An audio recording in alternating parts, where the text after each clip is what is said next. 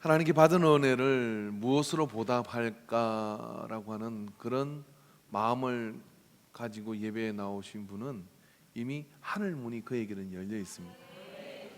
오늘 이 찬양을 통해서 우리가 하늘 문이 열리고 우리의 마음 문이 열려서 하나님을 꼭 만나고 돌아가는 분 되기 바랍니다. 눈을 감고 있으면 어쩌면 다른 걸 만날지도 몰라요. 눈을 크게 뜨시고 옆 사람한테 하나님 꼭 만나고 돌아갑시다. 할렐루야.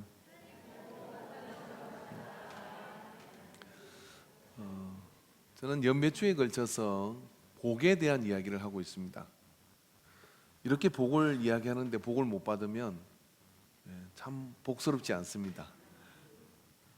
그래서 하나님 우리에게 주시는 복은 나로 인하여 다른 주변의 사람들이 행복해지는 이삭이 받은 원초적 복의 목적지를 우리가 말씀을 드렸고요.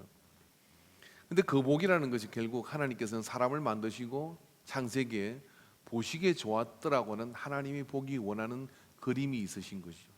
근데 그 그림이 사람의 죄로 인해서 우리에게는 감추어지고, 그리고 그 그림이 누구나에게 주어진 것이 아니라 믿음으로 그 복의 연대 속에, 그 계열 속에 들어가서 우리에게 상속이 되어졌다는 것을 지난주 이야기를 했습니다.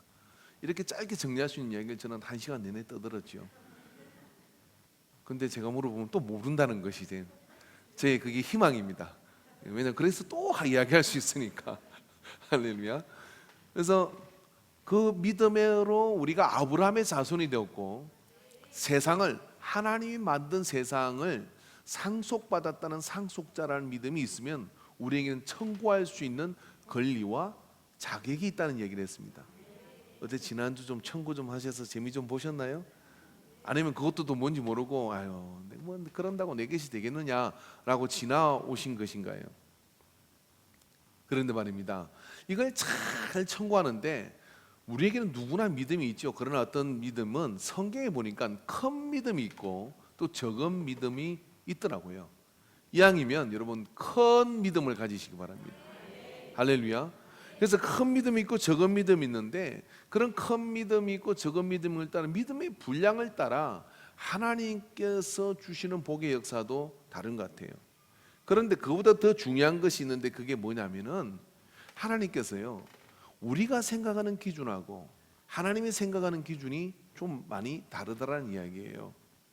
그럼 우리가 복 그러면 옛날 사람들은 이 복을 받기 위해서 한문으로 복자를요 거꾸로 걸어놨더라고요. 어떤 집에 가보니까 왜 한문을 이렇게 거꾸로 걸어놨습니까? 그러니까 복은 하늘로부터 오는데요, 거꾸로 걸어놔야 이렇게 다 그렇처럼 받을 거 아니에요. 그러더라고요. 그러니까 복은 얼마나 이 예배당에 들어오신 분은 다 복된 사람들이 한번 보세요. 옆에는 정말 복됩니다. 당신은 왜 당신이 복 받냐면 내 옆에 앉아서 복이 되는 거예요. 제가 상속자인데 제가 좀 나눠 드릴게요. 한번 해보세요. 한번 시작.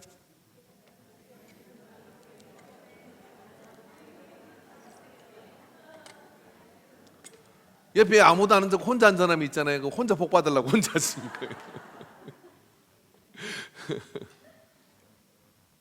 그죠? 근데 하나님의 그 복의 기준은, 사람을 골라서 주신 하나님의 복의 조건은 무엇일까요? 근데 가만히 성경을 보다 오늘 특별히 본문에 언급한 아브람, 이삭, 야곱 얼마나 대단한 이름들이에요. 아브람, 이삭, 야곱, 우리는 그 근처라도 어떻게 가겠냐 이 말이죠. 그래서 성경을 자세히 보면 볼수록, 여러분 좀 성경을 열심히 안 보기를 원하는데 자세히 보면 볼수록 별 잘한 인간 같아요. 이 아브람, 이삭이 그렇게 뭐 시덥지 않아요. 야곱은 착한 사기꾼 같고. 그래서 오늘 저는 이 세 사람을 좀 까보려고 합니다. 용납하시겠습니까? 제가 성경에 없는 이야기는 하진 않을게요. 시험에 들지 마시고.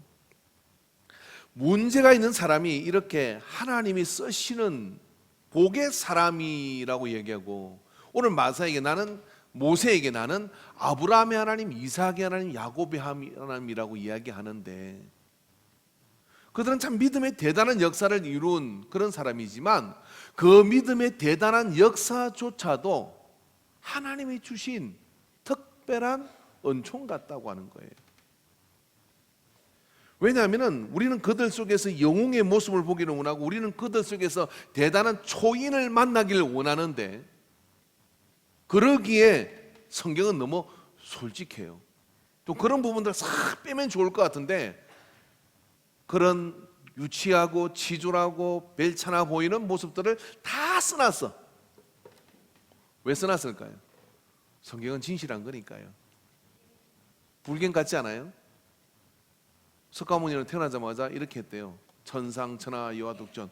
서서 애를 낳는데 서자마자 딱 서더니 초식동물도 아니고 천상천하 유아독전 말을 했대. 그리고 좀 크더니 코끼리를 양쪽에 끼고 철봉을 했대요. 야, 그런 정도 되는 분을 믿어야지 되지 않겠습니까? 근데 성경은 너무나 솔직하게 이 세 분들을 이야기해주고 있습니다. 아브라함 한번 볼까요? 갈도 우르의 지방을 떠나서 본토 친척 아비의 집을 떠나서 내가 너에게 지시할 땅으로 가라 하는 하나님의 음성을 듣게 되지 않습니까? 근데 사실 아브라함이 떠난 것은 아버지 때에 떠난 겁니다. 갈도 우르의 지방을. 아버지가 왜 그 동네를 떠났냐면 아들이 죽어버렸어요. 롯의 아버지가 죽은 거예요. 상실감이 너무 큰 거예요. 이 동네 못 살겠다, 야 떠나자 하고 식솔도 내고 떠났어요. 떠나자 얼마 있다가 아버지가 돌아가셔 버렸어요. 그래서 아브라함은 여기서 갈등이 생긴 겁니다. 아버지가 이리로 가자 하면 가고 저리로 가자 하면 가는 것이 이 아브라함의 삶인데, 아버지가 죽었으니까 제일 먼저 생각나는 게 뭐냐면 고향 친구들이 생각나고 거기 가면 친척들이 생각나니까 갈대오르 집안 거기 떠나가고 내가 개고생을 했는데 그리로 돌아가야지 하는 생각이 들어서 그쪽을 쳐다본 거죠. 그때 하나님께서 아브라함에게 나타나서 이렇게 말씀하십니다. 너는 본토 친척 아비의 집을 떠나. 떠났어요. 그런데 본토 친척 아비의 집을 떠나 내가 너에게 지시할 땅으로 가라라고 창세기에 말씀을 해주신 거예요. 왜 그랬을까요? 아브라함의 마음이 본토 친척 아비의 집으로 아버지 돌아가시는데 돌아가고 싶은 생각이 충만했던 겁니다. 왜? 아브라함이라는 삶은 소시민적 삶이에요. 그래서 의존적 감정이 굉장히 큰 사람이에요. 누가 끌면 끌리는 대로 가는 사람 있잖아요. 교회 가자 하면 교회 가고, 절에 가자 하면 절에 가고, 점 치러 가자 하면 점 치러 가고, 저기 화장지 준다고 어디 약장사 따라가자면 따라가고 끌면 끌리는 대로 가는 사람, 이 아브라함. 어떤 면에서 줏대 없어 보이는 이 아브라함. 근데 우리는 그가 믿음의 조상이라고 이야기를 합니다. 그렇게 끌려가다가 그래서 하나님께서 내가 너에게 지시한 땅으로 가라 그랬는데, 하나님 말씀하시니까 또 하나님이 끄니까 끌려가는 겁니다. 끌려갔으면 어떻게 될까요? 하나님의 말씀대로 당당하게 사내답게 열심히 믿음으로 살아 가나안을 찾아가서 가나안에 딱 죽든지 살든지 거기에 버텨야 될 거 아니에요. 왜 양식 얻으러 애굽으로 내려갑니까? 하나님이 애굽으로 가라 했나요? 상황이 보니까 가야 굶어 죽지 않겠거든요. 그래서 애굽으로 또 가는 거예요. 가는데 애굽으로 가다 하는 말이 참 기가 막혀요.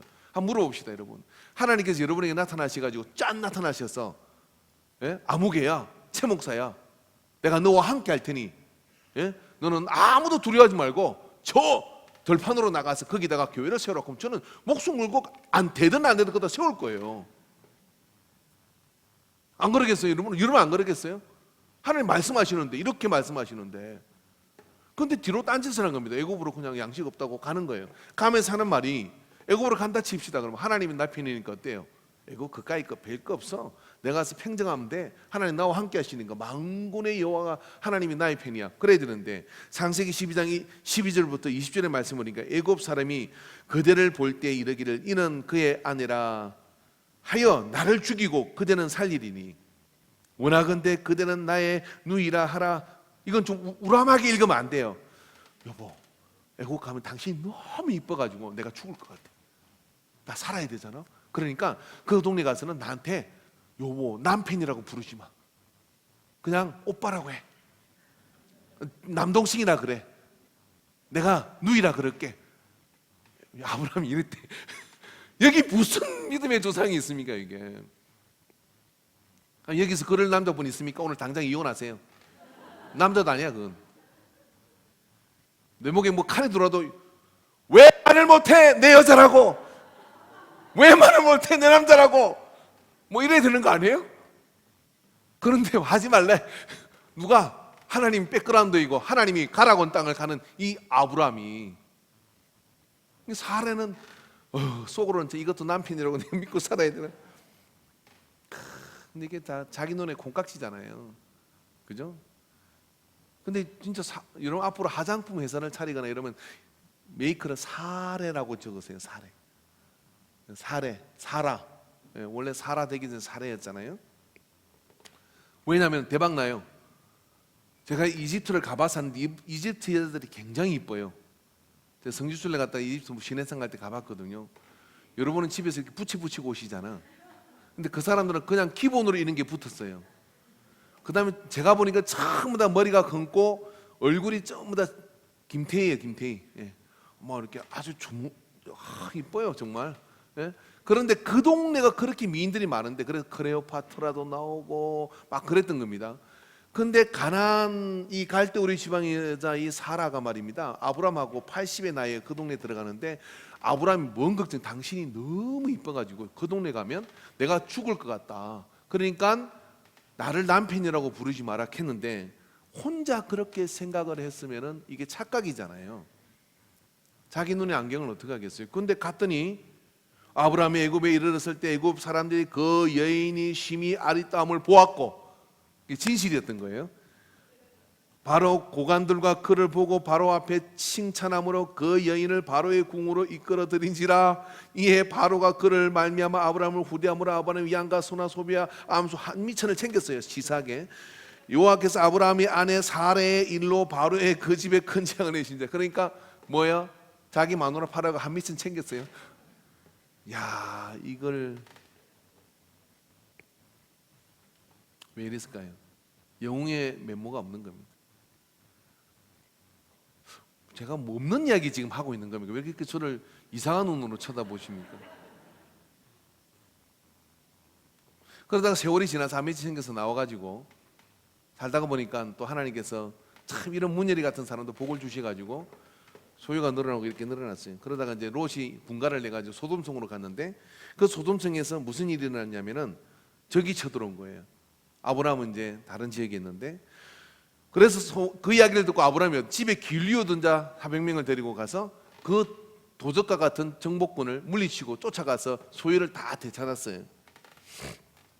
그런 장면이 창세기 14장에 나옵니다. 소돔 왕이 아브라함에게 이르되, 왕입니다. 이 사람이 정벌을 당한 왕이에요. 근데 그 소돔을 정벌한 분을 아브라함이 쫓아가서 롯의 소유를 다 찾고 그 다음에 그들을 혼내주고 그들을 다 소유를 뺏들어가 돌아온 겁니다. 근데 소돔 왕이 아브라함에게 이르되, 사람은 내게로 보내고 물품은 내게 가지라. 아브라함이 소돔 왕에게 이르되, 천지의 주제이시오 지극히 높으신 하나님 여호와께 내가 손을 들어 맹세하노니 내 말이 내가 아브라함을 치부하였다 할까 하여 내게 속한 것은 실 한 오락이라도 덜매끈 한 가닥도 내가 가지지 아니하리라. 오직 젊은이들이 먹은 것과 나의 동행한 아넬과 에스골과 마므레스의 분깃을 제할지니 그것들이 그 분깃을 가질 것이니라 라고 얘기를 했어요. 정말 이렇게 아브라함이 굉장히 사심이 없는 사람 같이 보이지만 이야기의 액면은 이런 겁니다. 원래 전쟁에 나가서 적을 물리치고 그리고 특별히 이 도적대와 같은 침략군을 물리친 거잖아요. 그러면 전쟁에 나가는 사람들에게 이 리더에는 약속이 있는, 고대 전쟁에는 나가서 이기면 저 모든 소유물은 너희들 것이다. n분의 1을 하는 겁니다. 정확하게는 n분의 1이 아니라 자기가 집어드는 것이 자기 것이 되는 거예요. 그러니까 죽이고 뺏드는 거죠. 이게 분배의 원칙이었습니다. 그렇게 해서 분배하는 게 당연하니까 소돔 왕이 그런 이야기를 한 겁니다. 물품은 다 너희가 가지라. 그게 당연한 것이다. 그러나 사람만 포로로 잡아갔던 그 자기들의 시민과 그 사람들만 우리에게 돌려주면 된다라고, 이게 대가라고 이렇게 지불한 겁니다. 그랬는데 말입니다, 아브라함이 그 하나도 안 가질 거라고 얘기해요. 왜 그랬냐면은 괜히 그거 가져왔다가 나중에 이게 빌미가 돼가지고 이 소돔이 또 쳐들어오면은 이게 꼬리가 잡힐 것 같으니까 어떻게 하냐면, 야, 저건 내가 먹을 수 있는 게 아니야. 그리고 그냥 내놓는 겁니다. 난 이거에 그냥 롯이 불쌍해서 왔을 뿐이지 내가 이것에 대해서 몸 분깃을 챙기지 않을 거야 하고 내놓고, 뭐냐면 이제 너하고 나하고는 계산할 게 없어 라고 뒤로 빠진 거예요. 이게 바보죠. 그렇잖아요. 그죠? 바보란 말이 왜 그러냐면 이때이니까 어떻게 해야 돼요? 소돔 왕 죽이고 성을 차지하는 거예요. 그리고 거기다 나라 세우면 되는 겁니다. 그런데 줘도 못 가지는, 왜요? 소심이니까. 자리에 앉혀줘도 못 가지는 거야. 이건 내가 앉을 자리가 아니야. 그러고 뒤로 물러 앉아가지고 어떻게 하냐면 난 여기가 좋사오니 하고 거기에 주저앉는 사람. 100세 아이를 낳기 전에 사라가 아브라함한테 이렇게 합니다. 아무리 하나님이 약속해도 나는 아닌 것 같아요. 하갈에게 들어가서 애를 넣으세요. 그랬더니 끌면 끌리는 대로 가는 사람이니까 그냥 마누라가 들어가라 그러니까 하갈한테 들어가서 애를 만들었어요. 이스마엘을 낳았어요. 이스마엘을 낳으니까 하갈이 사라를 무시하기 시작해요. 너는 애도 못 낳는 게 무슨 뭐 그러냐 어쩌냐 그렇게 무시를 하니까 사라가 화가 난 겁니다. 화가 나가지고 어떻게 당신은 적구를 보고 있냐 그러니까 내가 뭘 했다고 네 마음대로 해라. 그래가지고 사라가 또 하갈을 쫓아내요. 예? 이스마엘과 함께 쫓아내버립니다. 물 한 병 주놓고. 그리고 하갈이 하나님의 음성을 듣고 돌아와요. 그러니까 그 일에 사실은 아브라함이 집안에서 한 일이 없어. 그냥 눈치 이쪽 봤다가 저쪽 봤다가 마치 우리 같은 모습 아닙니까? 제가 핸드폰에 배경화면을 바꿨어요. 왜 바꿨냐? 나이 들면 알아요. 제가 최근에 들은 이야기 중에 이런 이야기 있더라고요. 응급실에 뭐 4명의 남자가 실려왔대. 그 마지막 남자가 너무 참 다른 남자는 다 아실 것 같아요, 그죠? 뭐 어디 가냐고 물어봤다고 두드려 맞고 통장 잔고 물어봤다가 두드려 맞고 마지막 남자가 제일 80의 남자가 두드려 맞고 왔는데 간호사가 물었어요. 어르신은 왜 이렇게 어디서 터져가지고 이렇게 왔어요? 그러니까 내가 아침에는 괜히 때리더라는 거예요. 그 왜 때리냐 그랬더니 다른 남편들은 다 산에 가서 누워 있는데 왜 집에서 누워 있냐고. 다른 남자는 다 산에 가서 벌써 누워 있는데 왜 집에 아직도 누워 있냐고. 그래가지고 맞았다고. 아시겠죠? 배경화면 바꾸세요. 아브라함이 그런 상태입니다. 이쪽 여자 눈치 보고 저쪽 눈치 보고 설 자리가 없는 거죠. 이게 아브라함의 모습이에요. 근데 하나님께서는 아브라함을 뭐라고 했냐면 복이 될지니라 이야기하고 하나님께 아브라함은 너로 인하여 모든 민족이 복을 받을 것이라고 이야기를 하는 거예요. 하나님 번지수가 잘못됐습니다. 오늘 예배 안에 있는 사람들 가운데 그런 분이 훨씬 더 있는 것 같아요. 주여 내게 그런 사명을 주시면 제가 목숨을 걸고 주를 위해서 달려가겠습니다. 막 그런 믿음의 헌신을 가진 사람에게 너다 네가 가야 되겠다 그래야 되는데 아브라함, 이삭, 야곱 약점투성이의 사람들입니다. 별로 공감을 못하는 것 같은데 이삭을 한번 봅시다. 이삭은 딱 보면 험한 세상을 살아갈 만한 그런 어떤 모습이 없어요. 모리아산에서 범죄를 저지르는 사건부터 시작해서 어떻습니까? 뺏기면 그냥 뺏기는 대로 흘러가는 사람 그렇지 않습니까? 그러니까 이게 그 이삭의 삶은 한 번도 누구하고 다툰 적이 없어요. 근데 말입니다. 이게 이런 심정인 것 같아요. 어떤 심정이냐면은 부모가 이렇게 자식이 10명 있어도요. 제가 어떤 집 이야기를 들으니까 5 자식이 있는데 내 자녀가 늘 부모님한테 용돈을 이렇게 줘요. 뭐 100만 원도 주고 뭐 50만 원도 주고 아멘 안 하는 거 보니까 액수가 너무 큰가 봐요. 5만 원도 주고 10만 원도 주고 주면 이 부모님은 엄마는 그걸 꽉 모아요. 모아가지고 막내 자식이 왔어. 그 막내 자식이 오면 그 자식은 집도 없고 월세 사고 애들은 막 그렇게 힘들고 이 막내는 또 와가지고 엄마하고 막 엄마 내가 이렇게 했어요. 이렇게 막 괜찮아요. 막 이게 아니라 엄마한테 맨날 이렇게 기다리는 그러니까 엄마는 그 막내 자식 올 때만 기다렸다가 그걸 모아가지고 가져갔어라 하고 주는 거야. 그러니까 엄마는 맨날 내 자녀가 용돈을 주면 모아가지고 한 푼도 안 쓰고 그냥 막내 자식만 주는 거예요. 나머지 이 내 자녀가 볼 때는 엄마는 누구만 사랑해? 부모님 마음 모르는 마음 말 그렇게 하지 마세요. 엄마는 자녀를 다 사랑해요. 근데 부모의 가슴에는 누가 있냐면 에휴 저 여린 것, 저 불쌍한 것 그것만 있는 거예요. 그래서 어떻게 하냐면 쟤는 내가 도와주지 않으면 살 수가 없어. 그래서 그냥 거기다 도와주는 거예요. 그래야 부모님 마음 편한 거야.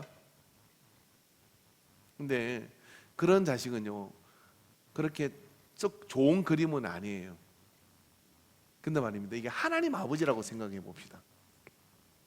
이삭은 어떤 자식이냐면은 하나님이 도와주지 않으면 한 걸음도 제대로 못 사는 자식이에요.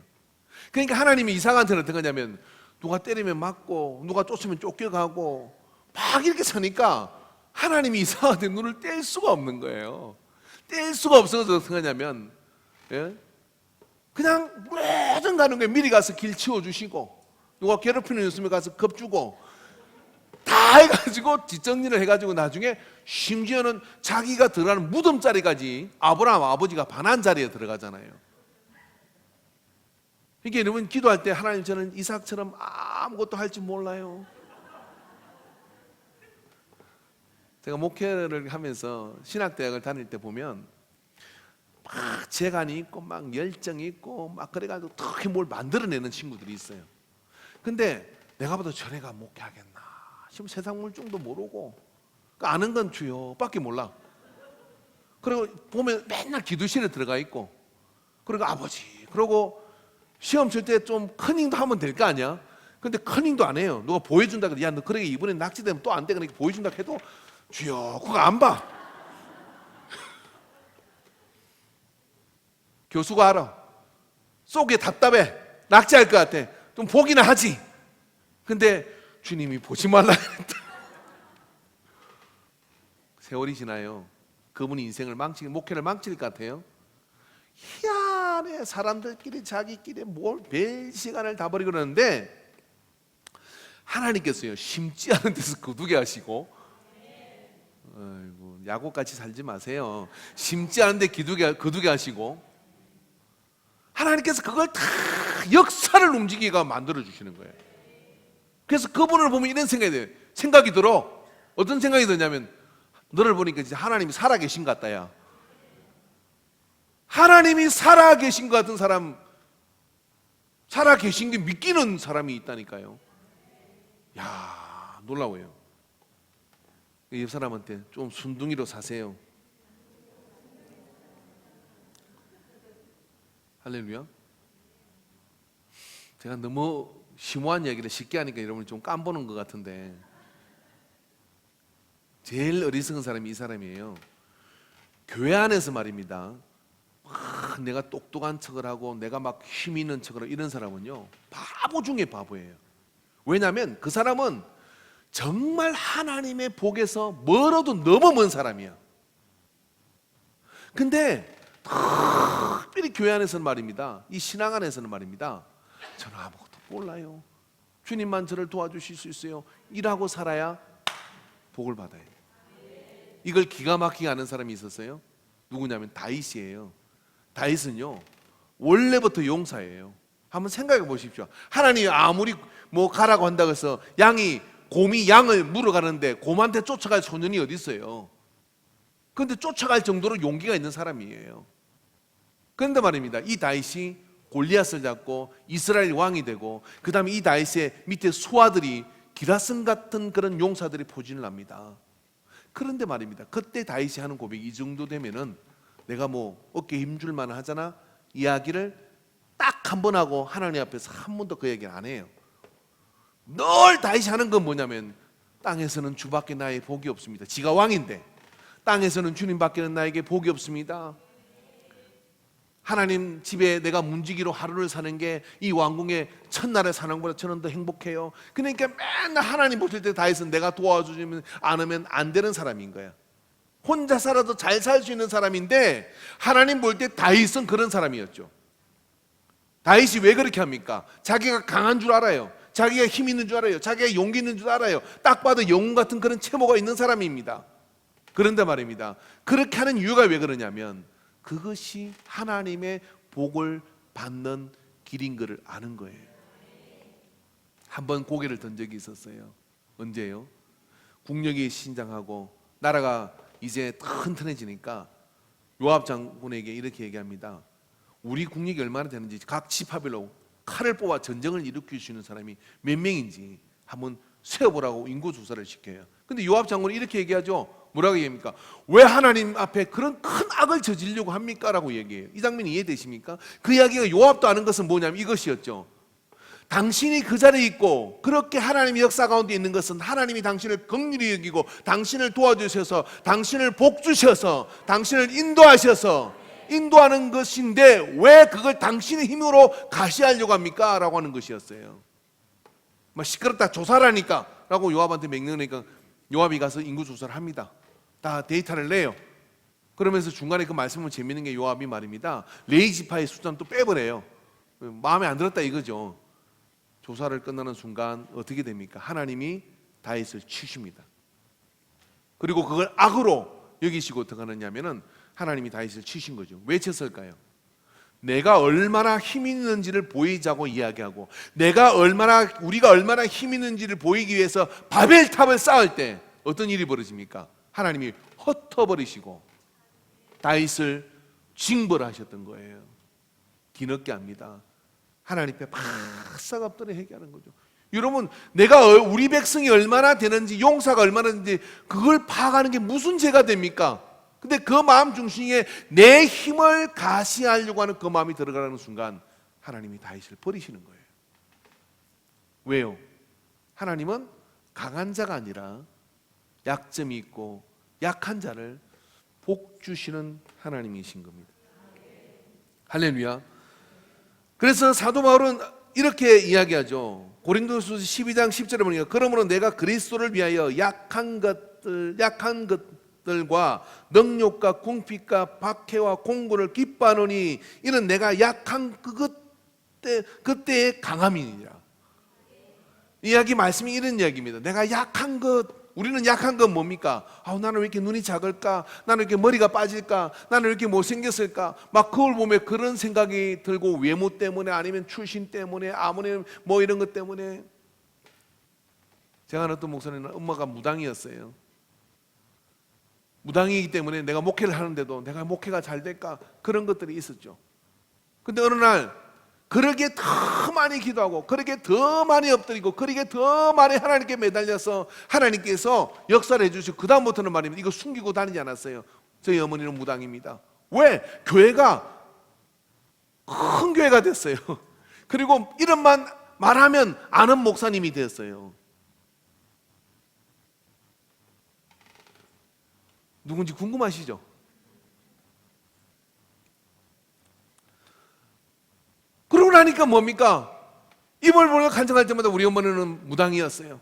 그렇지만 하나님이 나를 거기서 그 집에서 나를 구해 주셔가지고 그 나중에 어머니도 구원하고 형제들도 구원하고 그 약한 것이 그 초라한 것이 뭐냐면 자랑이 돼버린 것이죠. 그래서 그런 어떤 역사들이 있는 것이죠. 그래서 바울도 역시 마찬가지입니다. 저는 내가 얼마나 멋진 공부를 한 그런 어떤 유대인 중에 유대인이고 그 다음에 그런 어떤 학문을 연구했고 철학을 연구했고 이런 것들을 자랑하지 않았어요. 자기 육신의 가시를 자랑하고 자기 연약한 것을 자랑하고. 왜? 하나님이 끝나는 것이었거든요. 하나님이 나와 함께 하시면 그 모든 것들이 오히려 하나님의 영광을 드러내는 것이었습니다. 그렇지 않습니까, 여러분? 우리가 말입니다. 대단한 학벌과 대단한 뭔가 대단한 내세울 게 뭐가 있으면 우리가 그런 것들을 사람 앞에 어필하잖아요. 그 순간 아셔야 됩니다. 그게 뭐냐면은 그것이 사람 앞에서는 힘이 되어 보일지는 모르지만 하나님은 떠나십니다. 반드시 그래요. 근데 내가 약하고 초라하고 보잘것없는 것을 마음껏 그냥 노출돼도 괜찮은 이유가 있는 사람이 있어요. 그 사람이 누구냐면 하나님이 뒷배가 되어주시는 사람. 아들아, 내가 너의 그 연약한 것 때문에 너와 함께해서 그 누구도 너의 연약함을 업신여길 수 없도록 내가 너와 함께하겠다. 그게 하나님의 복이 깃드는 그 정점인 겁니다. 야곱은 말입니다. 야곱은 이 부분에 있어서 굉장히 먼 사람 같은 출신을 가지고 있어요. 야곱은 어떻게 보면 참 천한 사람이죠. 왜냐하면 늘 자기의 노력으로 뭔가를 해야 돼요. 그래서 말입니다. 뱃속에서도 내가 어떻게 먼저 나가서 장자권을 가질까 하는 궁리를 가지고 형 에서가 나갈 때 발목을 잡고 딸려 나온 친구가 이 야곱이에요. 그렇게 나온 분이 야곱입니다. 나오가지고 어떡합니까? 늘 생각이 왜 나보다 형이 먼저 태어나가지고 저 장자권을 가지지? 어떻게 하면 저거를 뺏을 수 있을까? 하나님께 기도했을까요? 그래 하나님께 기도하니까 하나님께서 야곱한테 팥죽을 써라. 그래가지고 형이 배고플 때 오거든. 그래서 그 팥죽을 쓰게 해가지고 싹 쏘게 해가지고 장자권을 뺏으라고 하나님이 가르쳐 주신 것일까요? 그런 하나님 아니잖아요. 근데 야곱이 생각했어요. 야, 형이 들어와가지고 사냥을 하러 쫓아다니다가 배가 고프면 물불을 가리지 않고 막 먹는 시점을 본 거죠. 그러다 그날 딱 뭐예요? 팥죽을 쓰기 시작한 거예요. 냄새를 풍기면서 팥죽을 쓰는데 형이 들어와 그날도 어김없이 들어가지고 먹을 걸 막 허겁지겁 찾아요. 그러니까 팥죽을 쓰고 있다가 그 팥죽 한 걸 또 줘. 그랬더니 야곱이 이렇게 얘기한 겁니다. 팥죽을 내가 썼는데 왜 주느냐고. 그러면서 형이 나한테 뭘 줘야지. 그러니까 사랑한 거 줄게 그랬으니까 받았겠어요. 아니 형 그거 저 장작권 나한테 주면 안 돼? 에서가 이렇게 생각을 하죠. 뭐 말로 준다고 주는 겁니까? 내가 형인데. 그러니까 너 가져라 이거. 그러고 줘버리고 팥죽을 먹는 거죠. 에서는 이렇게 속으로 생각을 하죠. 아이고 뭐 내가 말로 준다고 아버지가 뭐 알겠어. 그리고 이제 주고 팥죽 한 그릇 얼른 먹었죠. 그러나 말로 준 것이지만 야곱은요 그걸 얻었다고 생각을 한 거예요. 그리고 얻었다고 생각을 하고 있다가 어떻습니까? 나중에 이제 에서가 이방 여자하고 결혼하고 그래가지고 문제가 생기고 그러니까 이제 리브가가 아버지 이삭이 눈이 어두워져 가지고 이제 복을 주려고 하는 거예요. 그래서 에서한테 에서가 장자니까 에서야 네 가서 사냥을 해와라. 내가 이제 눈이 어두워서 하나님 나라 갈 때가 가까워지는 것 같은데 내가 나한테 축복을 해야 되겠다. 장자권을 이제 계승을 해야 되겠다. 그렇게 얘기하니까 그 이야기를 누가 들어요? 리브가가 들었어요. 이게 여러분 아버지보다 엄마를 잘 사귀어야 돼요. 할렐루야. 그게 듣고 엄마가 어떻게 했냐면 그건 안 될 소리. 늘 야곱이 그렇게 이쁜 거죠. 왜냐하면 가장 막 입안이 해처럼 움직이는 야곱이 얼마나 이뻐요. 그러니까 어떻게 야곱한테 붙여야 되니까 에서는 그것도 모르고 사냥하러 막 들로 뛰쳐나갔는데 그 사이에 리브가가 야곱을 불러가지고 어떻게 합니까? 여차이해서 내가 맛있는 음식을 너가 아버지 입맛을 잘 아니 내가 준비할 테니까 너는 가서 양털을 갖다 여기다 붙여가지고 미장을 해가지고 아버지 눈도 오더니까 들어가라. 그러니까 복을 받아라. 그랬더니 야곱이 양심은 있어가지고 이렇게 말하죠. 복은 그냥 내가 저주를 받겠습니다. 그랬더니 이 엄마가 뭐라 그러냐면은 그 저주는 내가 받을 테니까 너는 복을 받으라. 그렇게 해서 야곱이 들어가요. 내 아들 에서야. 근데 냄새가 에서 냄새가 아니야. 손을 만져보니 털이 있거든. 그러니까 맞구나 그러고 눈도 오던데 그냥 복을 있는 대로 다 준 거야. 다. 그리고 난 다음에 에서가 쫓아 돌아왔습니다. 야곱은 벌써 튀었어요. 그리고 험악한 인생을 살기 시작해요. 여러분 야곱이 자기 삶을 평가할 때 한 말이 있습니다. 요셉 때문에 이집트에 내려갔을 때 바로 앞에서 이렇게 얘기합니다. 험악한 나그네 삶을 살았다 그렇게 얘기해요. 험악한 삶을 살았다 그렇게 얘기해요. 그러니까 야곱의 삶 자체는 굉장히 힘들고 고단한 삶이죠. 근데 이 야곱이 말입니다. 정말 하나님의 복과 하나님의 언약을 받는 시점이 있었어요. 그 시점이 언제냐면은 사실 외삼촌 라반의 집에 갔을 때도 마찬가지고 거기서도 늘 속이고 그런 가운데 이 야곱이 있었거든요. 그런데 그러다가 이제 돌아와야 될 시점이 되어서 야복 강가에서 이제 밤을 새워 형 에서가 달려오는 그 길에 서 있을 그때 하나님 사람과 씨름을 하지 않습니까? 씨름을 할 때 그때 하나님께서 창세기 32장에 보니까 자기가 야곱을 이기지 못함을 보고 그가 야곱의 허벅지 관절을 치매 야곱의 허벅지 관절이 그 사람과 씨름할 때 어긋났더라. 그가 이르되 날이 세려하니 나로 가게 하라. 그래도 야곱이 이르되 당신이 내게 축복하지 아니하면 가게 하지 아니하겠나이다 라고 얘기를 해요.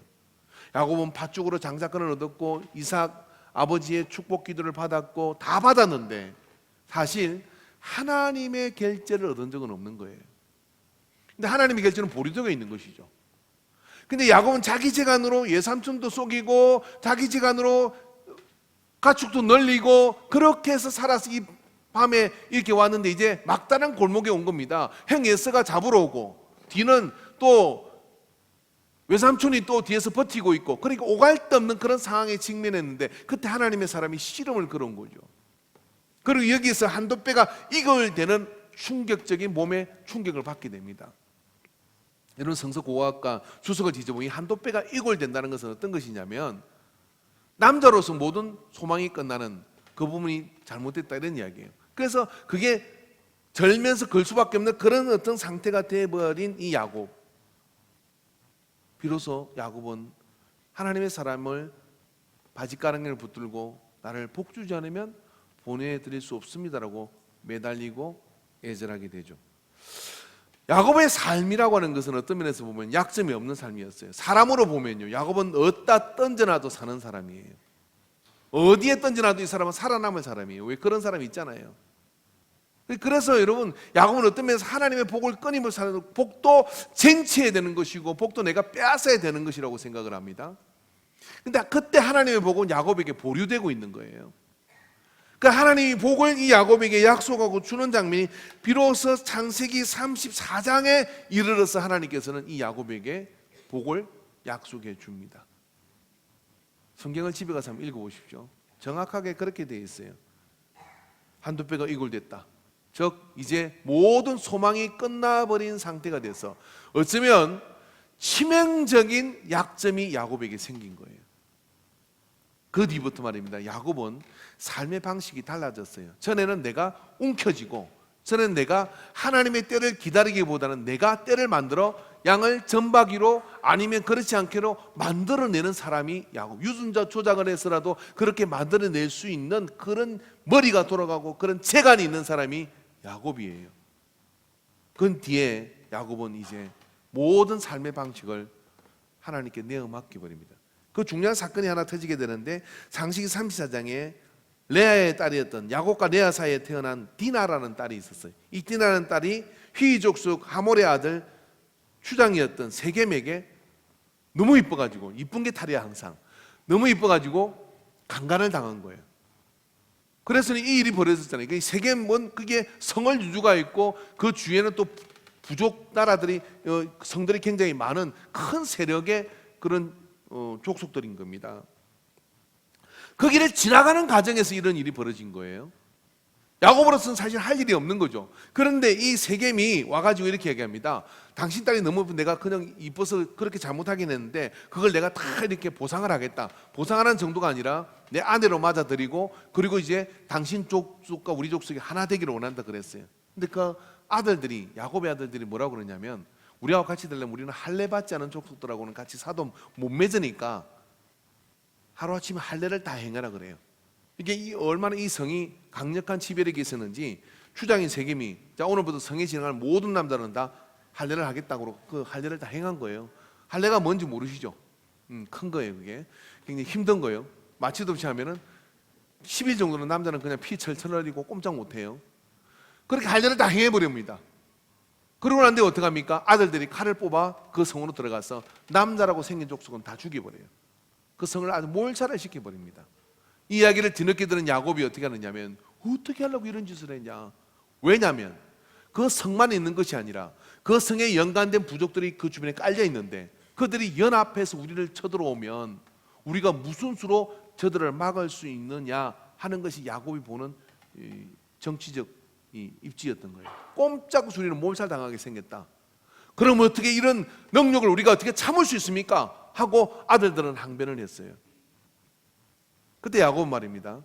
전략을 짜서 우리가 빨리 도망가자, 어느 성으로 가자, 이러는 전략을 전에 같으면 짰을 건데, 어떻게 한도 배가 이골되고 야곱 강가에서 하나님을 만난 야곱은 더 이상의 그런 전략을 짜지 않습니다. 하나님께 엎드립니다. 하나님, 우리가 어떻게 해야 됩니까? 우리가 어떻게 되면, 그럴 때 하나님께서 창세기 35장에 하나님이 야곱에게 이르되 일어나 베델로 올라가서 거기 거주하며 내가 내 형 에서의 낯을 피하여 도망하던 때 내가 내게 나타났던 하나님께 거기서 제단을 쌓아라 하시니라 그랬어요. 야곱의 삶의 방식은 뭐냐면 내가 뭔가를 만들어야 돼요. 이런 교회가 부흥되는 것도요, 인위적인 방식이 있고 하나님이 주시는 부흥이 있어요. 그게 사실 교회는 갈등하지 않습니까? 우리 한번 다음 주 예배당 한번 쉬어볼까요? 가능합니다. 대출 1억만 받아가지고 다음 주 예배 가운데 추첨을 해가지고 1억짜리 차 한 대를 여기 준다. 그리고 열심히 소문 내보세요. 이 자리가 찰까요, 안 찰까요? 다 채워봐야 몇 명 되겠어요? 1000명 중에 한 명이 1억을 받아가요. 다음 주 무조건 채울 수 있습니다. 근데 그게 하나님 원하는 부흥일까요? 그 비슷한 짓을 교회는 하고 있지 않나요? 야곱이 그렇게 살아온 거예요. 하나님의 복을 사모하나 복의 원리를 몰랐던 것이죠. 근데 야곱은 이때 하나님께 엎드려 어디로 가야 되냐고 물어요. 베델로 가라고 얘기를 합니다. 이 상황을 여러분 지도를 펴놓고 보면요, 지금 이 세겜을 통해서 일어난 사건은 여기서 일어났다 그러면 베델로 가라는 이야기는 이렇게 도망을 가야 되는데 적지 한복판으로 들어가라는 이야기예요. 베델로 가는 순간 어떤 일이 벌어지냐면 사방에서 이 적들이 몰려오면 방어를 전혀 할 수가 없고, 그리고 지켜낼 수 있는 방법이 없는 적지 한복판으로 들어가는 곳이 어디냐? 베델인 거예요. 야곱은 이성적인 판단으로 자기가 살아온 삶의 방식으로는 절대로 베델로 갈 수가 없어요. 근데 두말하지 않고 야곱은 자기의 가솔들을 다 향하여 금부시와 이런 모든 우상의 그런 장식물들을 나무 밑에 묻어버리라고 이야기하고 베델형을 명하는 겁니다. 베델로 가자.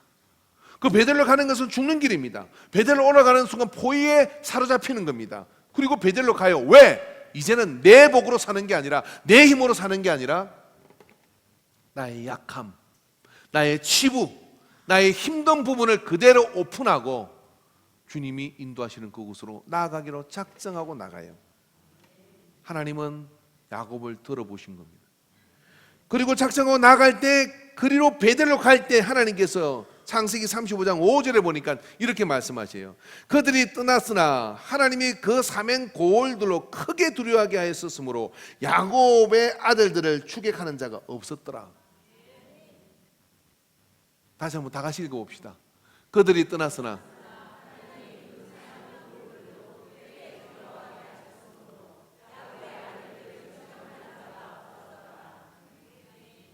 이 사람이 이렇게 말해요. 하나님이 해주셔야 됩니다. 시작. 하나님이 해주시는 것이 복입니다. 믿음을 가지고 이야기하세요. 하나님이 해주시는 것이 복입니다. 하나님이 우리의 무엇을 보고 해주시느냐면은 우리의 강함을 보고 해주시는 게 하나도 없어요. 나의 치부와 약함이 하나님이 내 삶 가운데 개입하시는 이유입니다. 하나님 앞에 나가는 모든 자는 다윗처럼 주님 떠나면 저는 아무것도 할 수가 없습니다. 주밖에는 나의 복이 없습니다. 야곱은 이걸 너무 늦게 알았어요. 한도 빼가 이골되고 난 뒤에야, 남자로서의 모든 소망이 끝나고 난 뒤에야 비로소 하나님밖에는 없다는 걸 알기 때문에 베델행을 선포하고 나갈 수가 있었던 것이죠. 그렇게 나가니까 누가 해요? 야곱이 싸우려고 아들 중에 몇 명은 죽을 거고 자기도 죽을 수 있는 그 싸움을 해야 됩니다. 그리고 몇 프로가 살아남을지도 몰라요. 그러나 하나님이 한 번에 어떻습니까? 그 주변 사람들에게 두려운 마음을 주어버리니까 그 주변 사람들이 생각할 때는 뒤로 도망가야 될 놈들이 앞으로, 적지 앞으로 나오는 거예요. 그러니까 두려운 마음이 들은 것이죠. 한 성을 아주 멸절시키더니 그 다음에 오히려 자기들에게 나오는 겁니다. 베들로 나오는 겁니다. 그래서 하나님께서 하신 건 뭐냐면 이거 한번 하신 거예요. 겁먹어. 그랬더니 겁먹은 겁니다. 그리고 아무도 덤비는 사람, 추격하는 사람이 없어져 버린 것이죠. 그때부터 야곱은요, 모든 걸, 약한 것, 자기의 초라한 것, 둘째로 태어난 것, 그리고 내가 힘든 것, 없는 것, 이런 것들로 인해서 감추고 포장하고, 그래서 센 척하고 강한 척하고 드러난 척하고 내가 눈에 힘을 주고 그런 짓을 안 해요. 뭐 하느냐면 주님 없이는 저는 못 살아요. 할렐루야. 그런 마음으로 가는 거죠. 여러분, 여자도 말입니다. 제가 보는 여자들이 두 종류의 여자가 있어요. 한 여자는 강해요. 왜 그러냐면 소도 잡고 막 그래요. 여자는 뱀도 잡고 소도 잡고 잡을 수 있는데 남편만 나타나면 안 해. 그리고 무서워요. 어떻게 해요? 이러는 사람이 있어. 혼자 있을 때 소도 잡고 다 하는데 그 여자는요, 남편의 지고지순한 사랑을 받아요. 근데 잘 하지도 못하면서 남편 앞에서만 어이구 비키봐 내가 할게 그러면서 자기가 다 하는 사람이 있어. 생활도 책임지고 뭐 다 그냥 소도 잡아가면서 그다음에 어이구 저 문일이 같은 인간 데리고 사느라고 내가 막 그러면서 막 서서히 거대한 삼손이 돼가는 사람들. 남편은 그때 어디를 보느냐면요, 자기 없이 못 살아 보이는 지고지순한 연약한 여자를 보기 시작해요. 그래 바람이 나는 거예요 이게. 아유, 제가 중요한 얘기했습니다.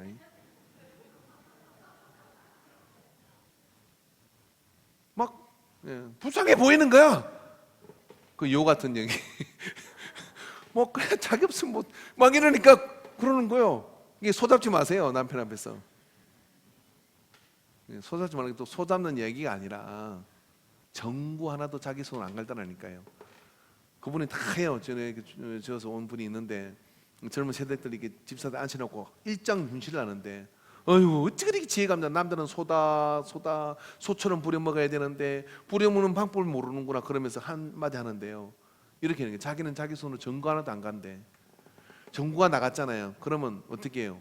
전구 사다 그냥 갖다 끼우면 되잖아. 근데 남편이 대갈 때 여보 불이 안 들어 너무 어두워요. 여보 불이 안 들어 너무 어두워요. 그러면 남편이 하는 거야. 예? 그러면서 남편의 마음속에 아유, 이 여자는 내가 없으면 못 살겠구나. 그러면서 처건지심이 발동하고 그래가지고 남편의 사랑을 받았다는 옛날 이야기가 있습니다. 하나님 앞에 센척하지 마세요. 하나님 앞에 센척하면 안 돼요. 다윗이 그걸 알았어요. 야곱이 이걸 모르니까 그렇게 고생하다가 한도 빼가 이골되고 난 다음에 비로소 이걸 알고 난 다음에 삶의 방식이 달라졌어요. 하나님 복 주지 않으면 나는 살 수가 없습니다. 그렇게 나감으로 인해서 하나님께서는 이 야곱을 다시 부르시죠. 그래서 하나님께서 그 뒤에 비로소 창세기 35장에 와서 하나님이 야곱을 부릅니다. 야곱이 바단 아람에서 돌아오매 하나님이 다시 야곱에게 나타나사 그에게 복을 주시고 그랬어요. 야곱 강가에서 복을 주지 않았으면 한도 이기라고 그게 언약을 해주고 간 거죠. 그런데 여기에서 복을 주시는 거예요. 언제? 베델로 나갔을 때 하나님이 그에게 이르시되 내 이름이 야곱이지만은 내 이름은 다시는 야곱이라 부르지 않겠고 이스라엘이 내 이름이 되리라 하시고, 그가 그의 이름을 이스라엘이라 부르시고, 할렐루야. 하나님이 그에게 이르시되 나는 전능한 하나님이라 생육하고 번성하라. 한 백성과 백성들의 총회가 내게로 나오고 왕들이 내게 허리에서 나오리라 하는 이 복을 여기서 줬다는 거예요. 언제? 한도 뼈가 이글되고 약점이 드러날 때. 할렐루야. 그래서 여러분 사도 바울은 고린도서 1장 27절 12장 9절에 또 다른 곳에도 계속해서 반복해서 얘기합니다. 그러나 하나님께서 세상에 미련한 것들을 택하사 지혜 있는 자들을 부끄럽게 하려 하시고 세상에 약한 것들을 택하사 강한 것을 부끄럽게 하려 하시며 12장 9절에 나에게 이르기를 내 은혜가 내게 족하도다 이는 내 능력이 약한 데서 온전해짐이라 하신지라. 그러므로 도리어 크게 기뻐함으로 나의 여러 약한 것들에 대하여 자랑하리니 이는 그리스도의 능력이 내게 머물게 하려 함이라. 하나님의 능력이 머무는 이유가 내가 잘나서 머문 게 아니라 내 약한 것 때문에 하나님 능력이 머물더라는 거예요. 그래서 난 이걸 자랑한다 얘기하는 거예요. 사도 바울을 따라다니며 사도 바울을 괴롭히는 사람은 계속해서 얘기합니다. 사도 바울은 말이 어눌하다, 외모를 봐라, 허리도 구부정하지, 머리도 빠졌지, 무슨 볼품이 있냐, 그에게 무슨 그런 능력이 있냐 그러면서 비난하고 다녀요. 그러면 아니다, 나는 목소리 크게 낼 수 있어, 나 머리 심으면 돼, 나 쌍꺼풀 하면 돼, 막 그렇게 하는 게 아니라 그래 나는 머리도 빠졌다, 그래 나는 쌍꺼풀도 없다, 그래 나는 허리가 구부정하다, 그래 나는 말이 어눌하다. 그러고 뭐합니까? 하나님의 나라는 말이지 않고 능력이 있다. 어떻게 이렇게 당당한 이야기를 할 수가 있어요? 이유는 왜 그러냐면 복은 하나님이 주시는데 나의 이 약한 것 때문에 하나님께서 나에게 함께하고 계시다는 걸 알고 있기 때문에 핸디캡과 약한 것이 감춰야 될 대상이 아니라 오히려 하나님 앞에 주님 저는 이러니 저를 긍휼히 여겨주셔서 주님이 저를 복 주시지 않으면 저는 살 수가 없습니다 하는 이 믿음을 확고하게 가지고 있었던 것이죠. 그래서 이것을 자랑한다고까지 얘기를 해요. 왜냐? 그리스도의 능력이 내게 계속해서 머물 수 있게끔 하는 것이 나의 강함이 아니라 약함인 거예요. 제가 오늘 설교를 나올 때 점을 하나 찍고 놓으려고 그랬어요. 그죠? 어릴 때 이해 안 되는 게 점 찍은 애들을 어른들이 보고 그거 복점이다, 복점이다. 얼굴에 티가 있는데 무슨 복점이에요? 근데 말입니다, 우리의 약점이 하나님이 보시는 진짜 복점인 줄 믿으시기 바랍니다. 복의 포인트라는 거예요. 그래서 지금부터 약점을 감추지 마십시오. 지금부터 약점을 감추지 마십시오. 감추지 말고 그걸 하나님 앞에 의지하고, 하나님이 나를 이렇게 만드셨으니 하나님 책임져 주세요 하고 계속 매달리세요. 그러면 여러분, 하나님께서는 기한이 없는 계속된 책임을 보장해 주실 줄로 믿습니다. 나의 가게에 지우고 싶은 것들, 내 집안의 어떤 그런 어떤 내력들, 그리고 또 내가 가지고 있는 어떤 그런 힘든 부분들 다 있을 수 있죠. 우리는 그거 없이 그냥 아닌 것처럼, 그리고 그거 없이 우리는 강한 사람처럼, 센 사람처럼 그렇게 하려는데, 하나님은 절대로 그럴 필요 없습니다. 하나님께서는요, 바로 그 부분 때문에 어떻게 하냐면 나에게 복을 주십니다. 그 부분이 없는 완벽한 사람은 냅둬도 지 마음대로 살기 때문에 하나님이 관심이 없으셔요. 그런데 말입니다, 그런 부분이 있기 때문에 하나님을 기도 없이는 살 수가 없고, 하나님 말씀을 의지하지 않고는 살 수가 없고, 예배 드리지 않고는 살 수가 없는 그런 마음을 가지고 나가는 자가 어떠냐면, 하나님이 그에게 눈동자처럼 지키시며 하나님 복이 그 위에 임하는 거예요. 그래서 여러분, 이스라엘 사람들은 아브라함의 하나님, 이삭의 하나님, 야곱의 하나님을 이야기할 때 이 사람들은 어릴 때부터 성경을 외우다시피 한 사람들이에요. 그래서 아브라함의 하나님, 그러면 아브라함이 믿음으로 떠난 것도 기억하지만 그가 애굽에서 자기 부인을 부인이라고 하지 못한 그 이야기도 알고 있는 겁니다. 그러기에 어떻습니까? 그러기에 나 같은 존재도 하나님이 복을 주셔서 사랑하고, 하나님께서는 봐라, 이 아브라함을 내가 복으로 삼고 모든 민족이 그를 통해 복을 받게 만드는 그런 통로로 삼았지 않냐. 그러니 너도 그런 하나님이 내가 너에게 되어주겠다. 여러분, 이 믿음을 가지고 오늘 승리하시기를 주 이름으로 축원합니다. 할렐루야. 그래서 우리의 약한 부분이 강한 부분이 되는 그 은혜가 우리 속에 있는 거예요. 반드시 그렇습니다. 성경은 신약에서도 구약에서도 계속해서 말씀해 주시는 거예요. 그래서 여러분, 약함을 가지고 하나님의 복을 받은 사람은 어떤 사람들이냐면 절대로 교만해지지 않아요. 왜요? 그런 거 없이 하나님의 복을 받았다고 그렇게 막 내세우는 사람은 교만해집니다. 금방 교만해져요. 근데 성경은 교만은 패망의, 크게 합시다. 교만은 패망의, 저쪽만 아시나요? 교만은 패망의, 왜 안 하시는 거예요? 교만은 패망의, 몰라서 못 하시는 거예요? 선봉입니다. 다시 한번 시작. 교만은 패망의 선봉이라는, 그게 첫 번째 이유라는 거예요. 그러나 약한 데서 강해지는, 그래서 그 복을 받은 사람은 하나님의 복을 받아도요, 야, 은혜다. 어떻게 나 같은 건데 이런 은혜를 주었나? 나 같은 거 이런 어떤 하나님의 은혜를 주었나? 그리고 겸손해지는 거예요. 예? 그리고 여러분, 삶의 미련보다는 어떤 일이 보냐, 하늘의 소망이 커집니다. 그리고 어떤 마음이 뭘 소유하든지 간에, 어떤 자리에 오르든지 간에 이 사람의 마음속에는 청지기의 마음이 있어요.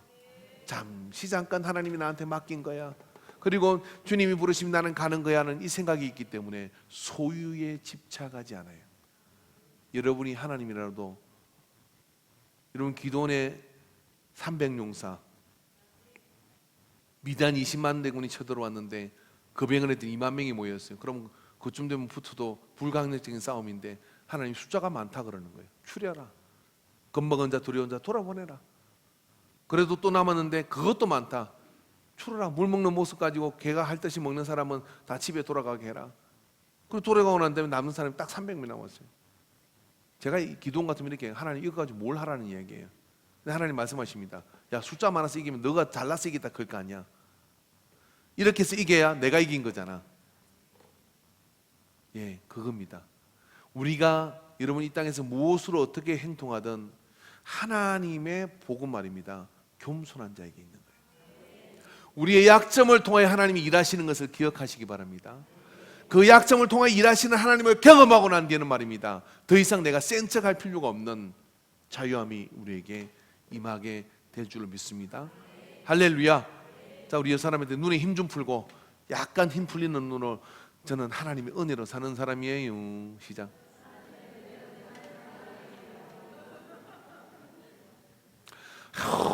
저는 하나님 은혜 없이는 한순간도 못 살아요. 이런 사람이 장수예요. 누리고 있는 것들을 더 누릴 수 있어요. 인구가 몇 명인지 한번 세어보자. 그 순간 하나님은 다윗도 치셨어요. 약한 데서 강해집니다. 약한 데서 강해짐을 굳게 믿으십시오. 이게 하나님의 복의 포인트입니다. 기도합시다.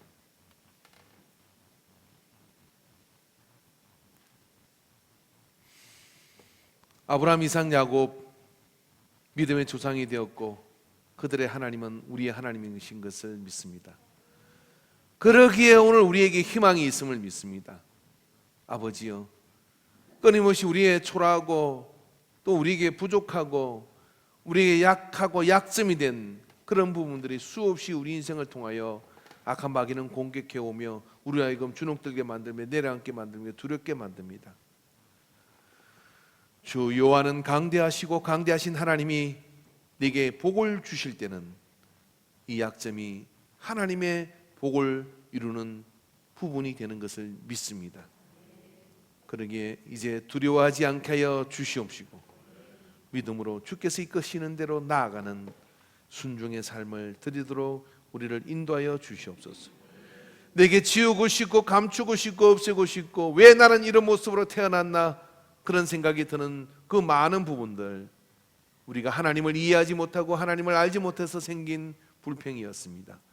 주여, 이제 그 약한 부분 때문에 하나님이 나를 인도하셔서 이끌어 주시는 것을 믿습니다.